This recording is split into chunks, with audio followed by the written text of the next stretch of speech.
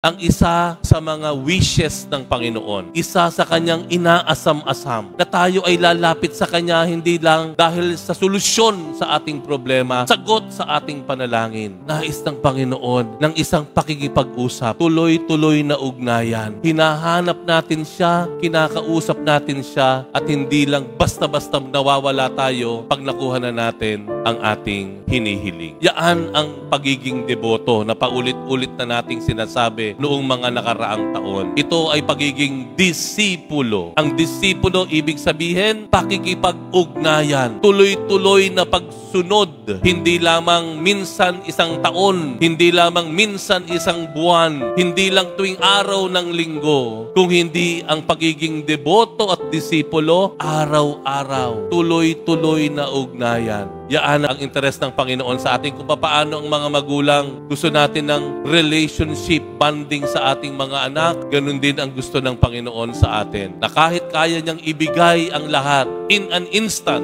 isang saglit lamang, in a snap of a finger, pero gusto niya ipag-usap sa atin. Gusto niya makasama tayo, maglakad kasama tayo, maglakbay kasama tayo, ugnayan at kahilingan.